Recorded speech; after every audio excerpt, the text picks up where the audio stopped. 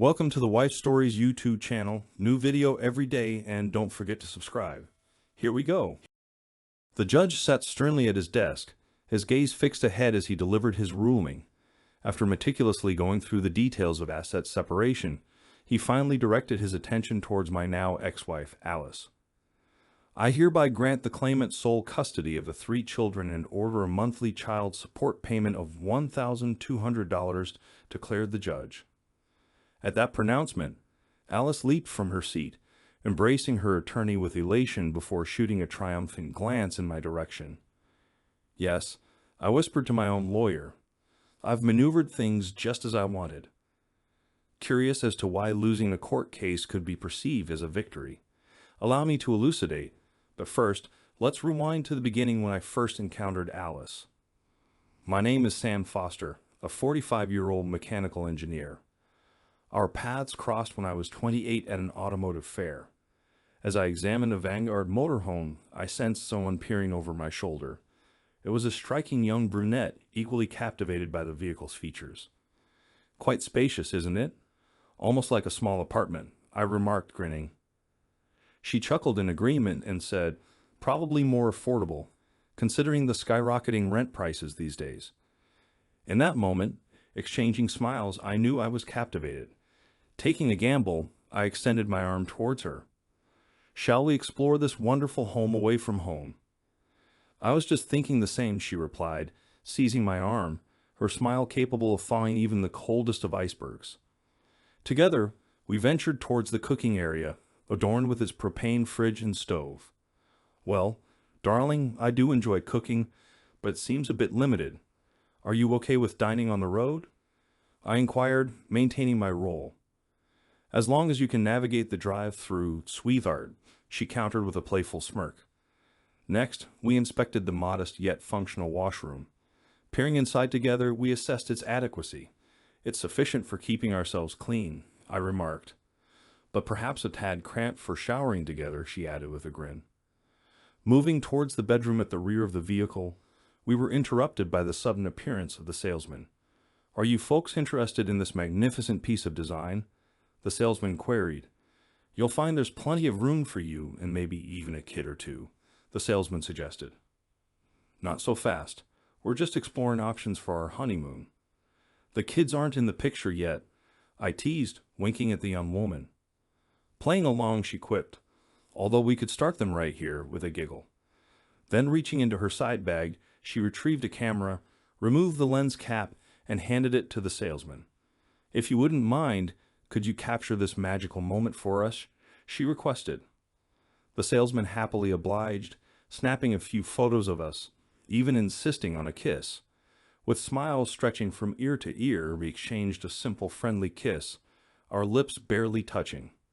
Leaving the salesman with a business card and well wishes for our impending wedding, we returned to the fair floor.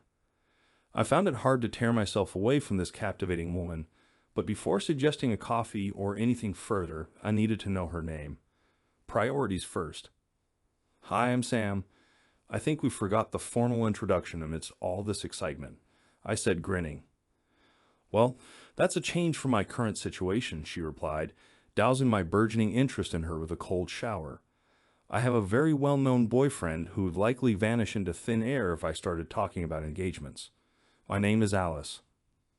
We exchanged handshakes, and despite learning of her relationship status, I pondered whether to ask her for coffee. After all, what harm could come from a simple coffee if she was already spoken for? The worst-case scenario was falling for her and ending up with nothing more than a friendly handshake. With that in mind, I took the plunge. Would you like to grab a coffee? I ventured. We found an empty table at the small food court and settled in with our cups of coffee. Over the course of an hour, we conversed, getting to know each other better. She shared that she was 25, fresh out of university with a degree in communications and navigating her first job. She mentioned her boyfriend, whom she had met during her university years. Curious, I probed a bit further. Does he have commitment issues? She emitted a melancholic chuckle. Well, on certain fronts. Steve is dedicated to his job. He graduated 2 years ahead of me. He's devoted to his friends, and he's committed to partying as if he were still in the frat house. She paused for a moment, contemplating. He struggles with the idea of settling down. For him, planning ahead typically involves deciding what to do next weekend. For him, planning ahead typically involves deciding what to do next weekend. Needless to say, he's not quite where I'd hoped he'd be. Sorry to hear that, I offered, though the sentiment was far from genuine. The mention of Steve seemed to dampen her spirits. Shortly thereafter, she bid farewell, but not before accepting one of my business cards, with my home phone number hastily scribbled on the back, promising to stay in touch. As I made my way back to my apartment, I mentally berated myself for steering the conversation towards her boyfriend. Instead of showcasing my charm and personality, a task I was certain I excelled at, given my good looks, if I may say so myself, I had prodded a vulnerability in her relationship. It was a regrettable move, fixating her mind on him and their situation.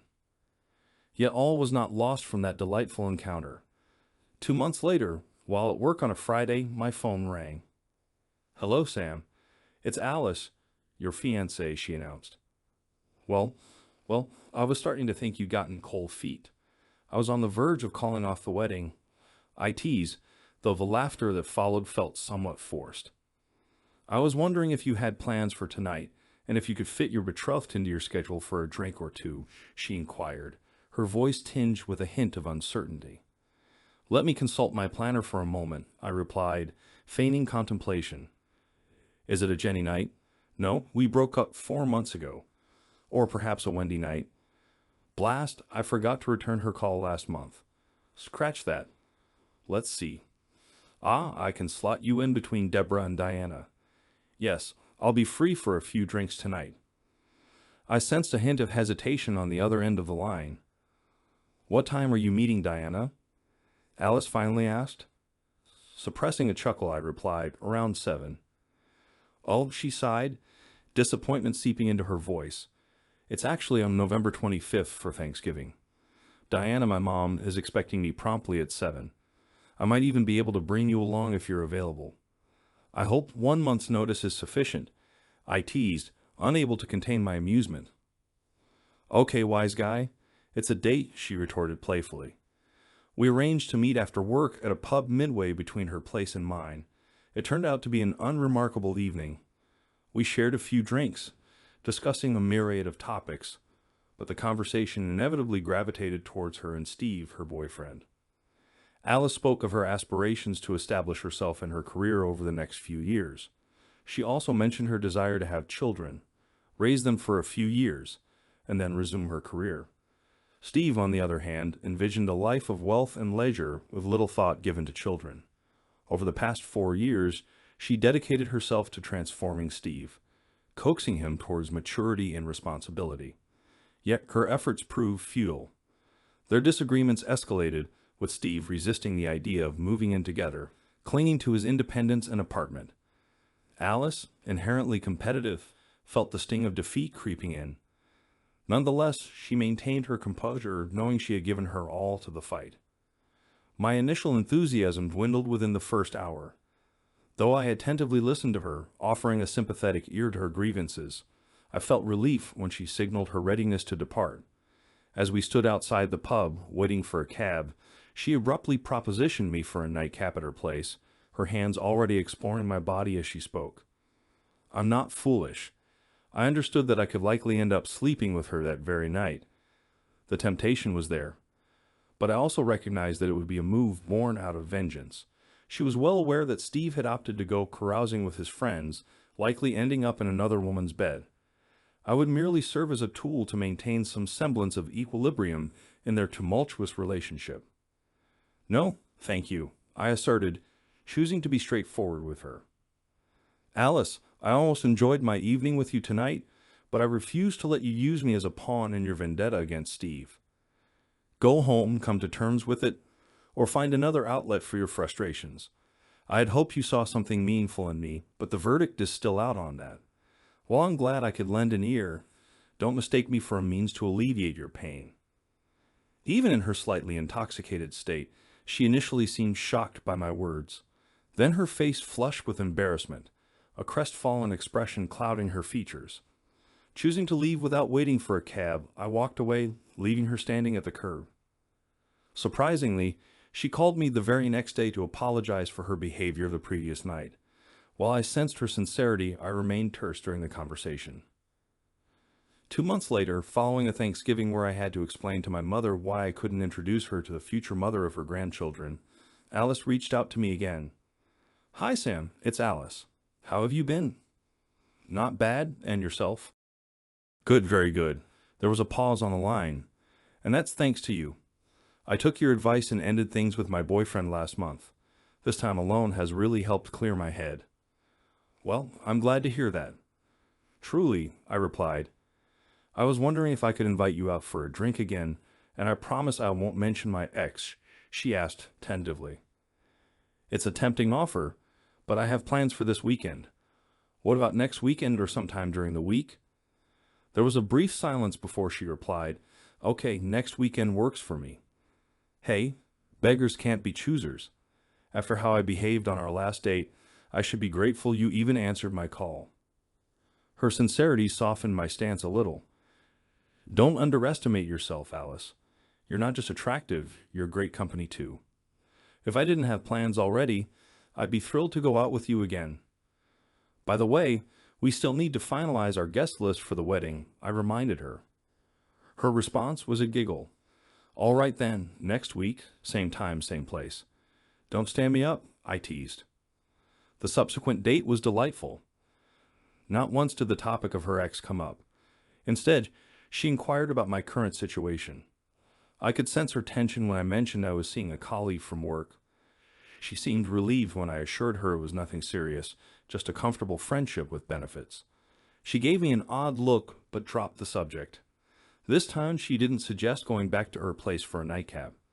Instead, she bid me farewell with a long, heartfelt kiss at the curb before hopping into a cab.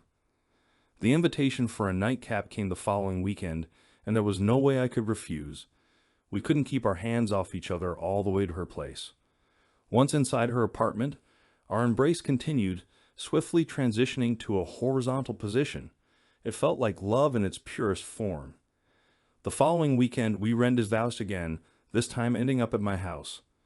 We spent the entire weekend delving deeper into each other's worlds, hardly leaving the bed except to grab a snack before returning to our cozy cocoon. As Sunday afternoon rolled around, we were just finishing a leisurely brunch when the phone interrupted our blissful bubble. I picked up, and it was Deborah, the occasional co-worker I went on dates with. "Hey there, handsome. How was your weekend?" she chirped. Glancing at Alice, clad in one of my shirts that barely concealed her enticing figure, I replied, "Absolutely fantastic. It was a truly splendid weekend," earning a radiant smile from Alice in return. "Well, mine was pretty lousy, to be honest. I could definitely use some good company. What are you up to later today?" inquired Deborah. "I'm tied up with something right now, so it won't be possible." "How about a rain check?" I responded, lowering my voice a notch. Alice shifted her focus back to the dishes, but I could sense her keen interest in the conversation. "You're with her?" Deborah asked. "Yeah," I confirmed. "All right then, I'll catch up on the latest gossip tomorrow at work," she said before ending the call. Alice turned towards me, her expression now a stoic mask, devoid of any emotion. I'd come to recognize it as her warpath guise. Being inherently competitive, she had mastered the art of concealing her feelings when faced with adversity, saving them for when she needed to retaliate. "Who is that on the phone?" she inquired, resuming her task of putting away the dishes. "Just Deborah from work.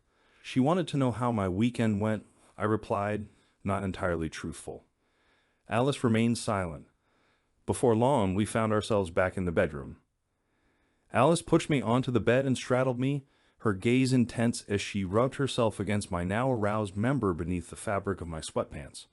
With determination, she grasped my arms, lifting them above my head, and in a low, commanding tone, she declared, "You won't need her any more. No more rain checks. From now on, I'll be all you need." Feeling the intensity of her desire and the imminent pleasure she was about to bring me, I saw no reason to argue. Indeed, over the following weeks, Alice became the cornerstone of my life, both in and out of the bedroom. Our connection was undeniable, evident in the countless photos she took to immortalize our happiness. Within a year, we exchanged vows, with me at 30 and her at 27. As planned, we spent the initial years of our marriage solidifying our careers, I as a mechanical engineer at T-Bolts Incorporated, and Alice as a creative assistant in a marketing firm. Through relentless effort, we became indispensable assets to our respective employers, and when the time felt right, we embarked on the journey of parenthood. 2 years into our marriage, we welcomed Sam Jr. into the world. Alice took a brief maternity leave, confident in the security of her position, and returned to work once we found a suitable nanny for Junior. She resumed her duties for less than a year before the arrival of Elizabeth, our second child, named in homage to my mother-in-law. With an established nanny already in place, Alice's maternity leave was abbreviated. Believing our family complete, we were taken by surprise when Alice unexpectedly became pregnant again, leading to the joyous arrival of little William. However, recognizing our limit, Alice underwent surgery to prevent further expansions to her family. 3 children felt like the perfect balance. Despite our focus on our careers in the presence of a live-in nanny, our children remained our top priority over the following 6 years. That's how we navigated our lives together. The final year of our marriage weighed heavily on us. Our children were blossoming, a fact documented in the myriad photos captured by Alice throughout our journey. Professionally, we were stable, yet a palpable void lingered. My love for Alice remained as fervent as the day we exchanged vows, and our trio of well-behaved children, cared for diligently by our nanny Bernilla, brought us immeasurable joy. With the kids transitioning to school and preschool, Bernilla's role had evolved into that of a household maid. One evening, as I sat watching mindless TV with the kids and Bernilla, Alice was detained at a late meeting. It struck me. What was amiss in our marriage? It wasn't the first occasion Alice had been held back by work commitments, but this time it stirred a deeper concern. I pondered over the past months, initially attributing Alice's distance to work-related stress. I understood firsthand how professional anxieties could infiltrate personal life, persisting even during moments of familial intimacy. However, what struck me the most was her aloofness towards me, a stark contrast to her interactions with the kids or Bernilla. It became evident that our marital relationship was the crux of the issue. I racked my brain, attempting to discern any changes in my demeanor or actions that might have led to her distant behavior. What had I done to provoke her frequent outbursts towards me? For instance, just last week, I suggested a trip to the zoo with the kids. Her response was filled with disdain. "Goodness, Sam, could our lives get any more mundane? A day at the zoo. You and Bernilla can take the kids. I'll find something else to occupy myself." Her contempt towards an activity the kids cherished left me taken aback. "Darling, the kids adore going to the zoo. Why would you react this way? And why are you constantly terse with me lately? It feels like nothing I do or say meets your approval. What's wrong?" She rose from the couch and retreated to our computer room. "I feel trapped in our routine, Sam. When I look at you, I don't see a husband. I see a warden," she uttered before exiting the room. Her words couldn't have been clearer. Our marriage was on the line, and swift action was imperative. While she had voiced her discontent about the monotony of our lives over the past year, her latest accusation struck a nerve like never before. The thought lingered, was she preparing to leave? Worse yet, was she seeing someone else? The idea of her dissatisfaction with our life was already difficult to digest, but the possibility of infidelity was unbearable. I resolved to do whatever it took to improve our situation and salvage our marriage. However, if she was indeed being unfaithful, that was a different ordeal altogether. I would never tolerate it. I needed certainty. On Sunday after lunch, I loaded the kids into the car alongside Bernilla, and we set off towards the zoo. 2 blocks from home, I veered into a restaurant parking lot and asked Bernilla to continue to the zoo with the kids. She agreed, though clearly perturbed by my sudden change of plans. As soon as they were out of sight, I swiftly switched to a rental car I had arranged the day prior. Just as I was about to head home, I spotted Alice's car traveling up the boulevard. Without hesitation, I followed. 10 minutes later, she arrived at an apartment building and disappeared inside. Armed with my camera, I discreetly captured a few snapshots of her entering the premises. After a brief wait, I decided to investigate further. The lobby was disheveled, marked by an overflowing wastebasket spilling discarded flyers. Rows of buzzers adorned with name tags caught my attention. As I scanned through them, one name struck me like a bolt of lightning. Steve Gray, Alice's former flame. Suddenly, pieces of the puzzle began to fall into place. It became clear that she had rekindled her relationship with her ex-lover. Unlike me, burdened with the responsibilities of 3 children, a home, and the accompanying financial obligations, Steve was unencumbered, free to offer Alice the excitement and spontaneity I couldn't.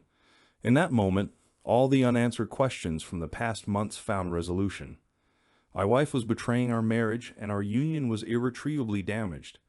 To say I was devastated would be an understatement. Like a man in a stupor, I staggered back to my car. While I couldn't be certain of the exact nature of the rendezvous, it was abundantly clear that this was no innocent visit. Yet, despite the overwhelming evidence, I needed definitive confirmation. Retrieving an old lighter from the glove compartment, I returned to the building, ensuring there were no security cameras in sight. I seized the overflowing wastebasket and carried it outside, setting it ablaze. With dead leaves piled on top to generate smoke, I darted back inside, pulling the fire alarm. The piercing noise echoed through the building as chaos ensued. Racing back to my car, I watched as Steve Gray emerged on his balcony, clad only in briefs. Alice followed behind him, clearly caught off guard and hastily donning a housecoat. Seizing the opportunity, I snapped a series of incriminating photos. My anger towards Alice boiled over. As they realized it was a false alarm, they retreated inside. Seething with frustration, I eventually made my way to the zoo. Reuniting with the kids, Bernilla immediately sensed my agitation and skillfully diverted their chatter about their visit. Though I smiled outwardly, my mind churned with turmoil, and my responses remained subdued. Returning home, I made a beeline for the computer room, citing urgent work tasks as my excuse. Alice's response was a derisive snicker. I worked late into the night, waiting until I was certain Alice had drifted off to sleep before retiring to bed myself. However, sleep eluded me that night. Instead, I grappled with a whirlwind of emotions, tears, anger, and meticulous planning. Hours of introspection crystallized one undeniable truth. Witnessing Alice's return to her ex-boyfriend extinguished any lingering love I had for her. In its place festered contempt, hatred, and a plethora of revenge fantasies. My already strained affection had snapped at the mere thought of Steve Gray's apartment, suggesting it had been eroding for months, perhaps even while she was with him. The following morning, I resembled a shell of myself. Even copious cups of coffee failed to compensate for my sleepless night. Though Alice seemed to sense my disquiet in true form, she chose to ignore it. Stepping out of the house, I made a spontaneous decision to phone work, informing them of my absence for the day. Instead, I made an unannounced visit to a friend, an attorney, who graciously squeezed me into his hectic schedule. Residing in a no-fault state meant there was little point in delving further into the details of Alice's infidelity. My priority was extricating myself from the marriage as swiftly as possible. However, I harbored a clandestine scheme, a surprise for Alice. While I couldn't predict if she'd discern my plan, I fervently hoped she wouldn't. Within 2 days, all the necessary paperwork was prepared, awaiting my final approval before being served. A restraining order had also been obtained, poised to be delivered simultaneously. I meticulously executed measures to secure half of our savings and nullify all shared credit cards. When I resolved to act, I did so decisively, and this time was no exception. With no alternative, I confided in Bernilla. While she displayed little surprise upon learning of Alice's infidelity, she was deeply troubled by my intention to file for divorce imminently. I could see the anguish in her eyes at the prospect. Nonetheless, I offered reassurance that everything would ultimately fall into place. During the day, I arranged for all the door locks to be changed. As Alice arrived home, a car containing the process server sat parked at the curb. She attempted to unlock the door with her usual keys, only to find they no longer fit the new locks. After a brief moment of confusion, she pressed the doorbell. This was the cue. The process server approached her. "Alice Foster?" he inquired. "Yes," she replied. "You are hereby being served," the process server declared. Alice's expression shifted to one of astonishment as the process server proceeded to explain the contents of the documents he held. One envelope contains divorce papers. The other contains a restraining order, which stipulates that you are not to have any contact with your current husband or your children until a visitation schedule is established between your chosen lawyer and your husband's lawyer, he stated matter-of-factly. Then, as an added twist that I had incentivized with a bonus, he uttered the words I had paid him to say. "Your husband instructed me to inform you that effective immediately, your permanent address is 107 Maple Drive, apartment 204, and to kindly proceed to hell." With that, he turned on his heel and made his way back to his car. Alice stood there, watching him depart, a mixture of shock and disbelief etched across her features. Eventually, she turned towards the house and caught sight of me peering out at her through the window. In a burst of rage, she pounded on the door with her fists, unleashing her frustration. Fortunately, the kids were safely away at my parents' house with Bernilla. I cautiously cracked open the door, keeping the safety chain secured. "What do you want, cheater?" I spat out. "Let me in. This is my house," she demanded. "To hell with you, Alice. You forfeited any claim to this being your home when you betrayed me with that scumbag Steve. Go back to him and leave me and the kids in peace. You disgust me, and the kids are off limits to you," I retorted sharply. Tears streamed down Alice's cheeks as she pleaded, "Please, Sam, let me in. We need to talk for the sake of the kids. I understand your anger and I'm sorry for causing it, but let's handle this like adults. There's no need for such drama. It will only hurt the children," her voice strained through the small opening.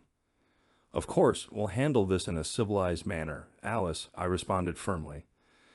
"Given your breach of our marriage vows and deception toward both the children and myself, we have no alternative but to address this through legal channels. If you agree not to contest the divorce petition, things can proceed smoothly.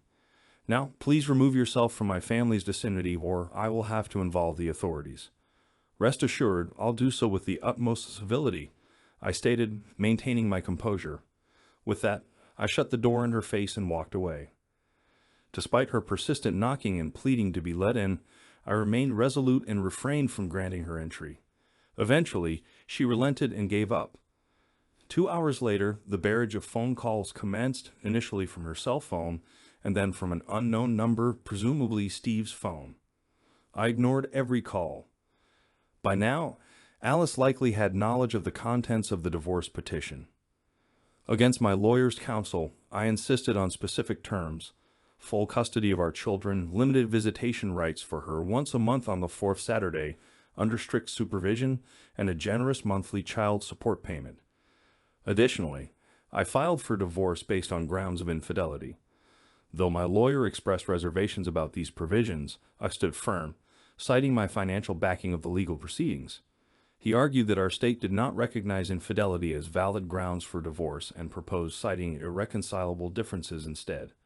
Furthermore, he believed that courts typically upheld traditional caregiving roles for women, making it unlikely for my custody requests to be granted. Nevertheless, I persisted in my demands. The following week, Alice responded with full force. As expected, she contested the restraining order, and her lawyer presented a counterproposal seeking full custody, alimony, and an equal child support payment to what I had requested. Initially, the restraining order was overturned, and the judge ruled in favor of shared custody. Through our lawyers, Alice and I managed to establish a schedule for co-parenting. Fortunately, the judge sided with me on retaining the use of our home, at least for the time being. In a moment of regrettable impulsivity, I succumbed to a fit of rage. I gathered all our family photos and albums and ignited them in our backyard fire pit. With childish fervor, I watched as the memories of our life together turned to ash, keeping only a handful of pictures of the children for myself. Alice, an avid photographer, had amassed close to 20,000 images over the course of our marriage. The bonfire raged for hours as I also deleted all digital copies from our home computer, preserving only a select few on a DVD. Subsequently, I learned from the children that Alice was furious upon discovering my actions. This revelation shed light on a heated phone call I received that Saturday during which she cursed me and vowed retribution for my actions. Unfortunately, my erratic work schedule caused me to miss several of my designated custody days. These absences, compounded by the reliance on Alice's availability, significantly influenced the final divorce ruling.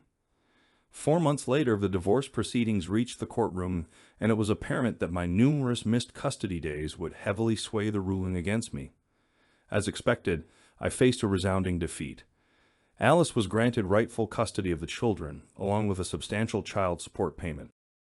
She also secured exclusive occupancy of the house, leaving me with a mere 24 hours to vacate. Despite the setback, I had 2 surprises in store for Alice. Firstly, as previously arranged between us, Bernilla departed the house with me. Alice witnessed the process of my departure, seated in a car at the curb alongside none other than Steve Gray.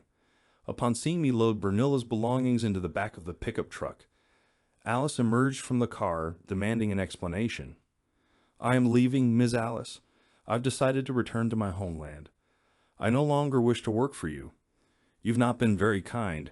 I'll miss the children and Mr. Foster, but I cannot continue working for you or that man," Bernilla declared, her gaze fixed firmly on the ground. With that, I opened the door of the pickup, allowing Bernilla to enter, and we drove away, leaving Alice speechless. Within minutes, Bernilla and I were settled into my new 3-bedroom apartment. From now on, she would primarily serve as my housekeeper and cook, with occasional duties as a nanny when the children visited. The second surprise unfolded 2 months post-divorce.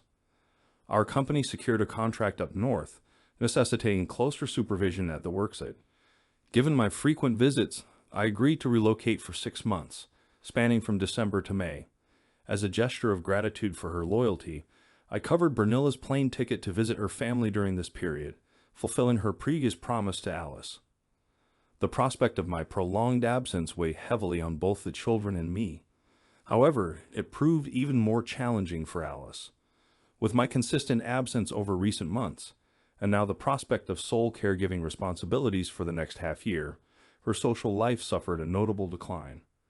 From what I gathered, Steve never entertained the idea of moving in with her, particularly given the presence of the children. By April, they officially parted ways, with Steve finding companionship in a single blonde without children who shared his penchant for revelry. Upon my return home at the end of May, Bernilla greeted me at the airport, exuding confidence and allure in her attire. It was evident that her presence turned heads among the male onlookers. She leaped into my arms, embracing me tightly. "I missed you dearly, Mr. Foster," she exclaimed, "and thank you again for covering my plane ticket to visit my parents." Feeling slightly self-conscious, I couldn't help but notice the stark contrast between her youthful vibrance and my aging appearance. Yet amidst my embarrassment, I felt a surge of warmth knowing that she was genuinely happy to see me. After all, Bernilla had been an indispensable part of our family for over a decade, providing unwavering support during the tumult of the divorce. "I missed you two very much," I replied, reciprocating her embrace. Her slender figure pressed against mine, eliciting a sense of comfort and familiarity. During our silent drive home, I couldn't shake off the earlier display of affection at the airport. Bernilla's behavior seemed unusually forward, especially considering her typically reserved demeanor. Recalling how she had begun dressing more provocatively in the months leading up to my departure, I couldn't help but wonder if her actions were suggestive of something more. As a friend and confidant who had stood by me during difficult times, I felt a responsibility to address the situation with honesty and clarity. "Bernilla, what's happening here? It seems like you're trying to seduce me, and I must admit you're quite skilled at it. We've known each other for over a decade, and you've been an incredible support to me during my divorce with Alice. I'm truly grateful for that, but we need to be honest with each other and have an open conversation." "What's going on?" I inquired, feeling a mix of confusion and concern. "You need a good wife, Mr. Foster," she responded. "Come on, Bernilla, call me Sam. You used to call me Sam often," I interjected. Okay, Sam, you need a good wife who will take care of you and your children. Someone who will give you love and perhaps more children. I care deeply about you, Sam. I don't want to see you hurt again by that woman. Bernilla elaborated. You mean Alice, my ex-wife? I clarified. Yes, she affirmed. Why you think she could hurt me more than she already has? I questioned. Well, now that she's alone again after her boyfriend left her, I'm worried she might try to reconcile with you. Bernilla explained. And would that bother you? I thought you were saddened by our divorce, I responded. Wouldn't you want Alice and me to reunite for the sake of the children? I probed further. No, my mother always told me that you're a good man and that I would make a better wife for you. If I marry you, it would be solely for you. I would strive to be better, younger, and more beautiful than her. I've witnessed your pain, Sam. I've heard you cry when everyone else was asleep. Well, that certainly caught me off guard. Bernilla's admission left me feeling a bit bewildered, realizing just how vast our cultural disparities were. Amidst her declaration, one thing stood out clearly. She desired to be my wife. Did she love me? Perhaps, but I couldn't be certain if her understanding of love aligned with the North American perspective. Nonetheless, Bernilla was a cherished friend, and I didn't want to cause her any pain. Bernilla, I'm honored by your feelings. It's touching, truly. However, it's a bit premature for me to consider remarriage. All I want right now is to be home, with you by my side, and to have the kids around, I conveyed as gently as I could. Her revelation caught me by surprise, and I needed time to process it. Bernilla appeared deflated, recognizing my response as a rejection. I couldn't leave her feeling disheartened. Bernilla, you've taken me by surprise, no doubt. I never realized you harbored these feelings for me. I need some time to think things over, I continued. Though disappointed, Bernilla's spirits lifted slightly as I offered reassurance. Listen, Bernilla, you're young, beautiful, and full of life. You deserve someone closer to your age. But one thing's certain, I won't ever allow Alice back into my life. Right now, you're the most important woman to me, I affirmed. My words seemed to offer her some solace, and I hoped it provided clarity in our complex situation. Epilogue. 1 year later, Bernilla and I sat in silence on the couch, my eyes drawn to the picture hanging on the living room wall. It captured a moment from 5 years ago when my eldest son and daughter played joyfully in the backyard while I dozed off in a lounge chair, our youngest son nestled in my arms. I hadn't destroyed that picture. Instead, I framed it, and Alice had placed it back on the wall. As if summoned by my thoughts, I heard the familiar sound of Alice's car pulling into the driveway. The kids dashed inside, greeting us quickly before hurrying off to their rooms. Hi, Dad. Hi, Bernilla. Sam Jr. called out, leading the way. Alice followed closely, gracefully carrying a couple of grocery bags into the kitchen. Sorry we're late, she apologized, her demeanor still exuding the same elegance and charm that had captivated me once upon a time. Bernilla rose from the couch and headed toward the kids' bedrooms to check on them. As she left, Alice turned her attention back to me, her gaze softening. You look good, Sam, she remarked, a hint of nostalgia in her voice. Every time I see the man I married all those years ago, I can't help but realize what a fool I've been. True, but let's not forget that I had some help in opening your eyes. I quipped back. Alice chuckled softly. If I didn't love you so much, I'd probably still be angry at how you manipulated the situation. But deep down, I know it was for the best. He would have left me eventually anyway. But leaving the kids with me, that certainly expedited the process. Less than a year and he was gone, leaving me alone without a lover and without a husband. I wanted to hurt you, I admitted. And you did, she conceded, but I can't blame you for wanting to make my life as miserable as I made yours. Seeing you now so happy without me, I know this weekend without the kids will be just another lonely one. Bernilla returned, glowing with the anticipation of impending motherhood, followed closely by my 3 kids, their overnight bags and towels in tow. Bernilla and Alice shared a warm hug before our departure. Please take good care of the kids and Sam, Alice requested. Of course, Ms. Alice. I'll make sure they're well taken care of. We'll call you every day, and we'll bring them back next week," Bernilla assured her. As we left, I couldn't help but wonder the same thing as Alice. What would our life have been like if we had stayed together? It was a futile question, filled with wishful thinking, yet impossible to shake off entirely. We both still felt the weight of what we had lost. But for me, it was somewhat easier to move forward with my new wife and our soon-to-be-born daughter. Life moves on regardless.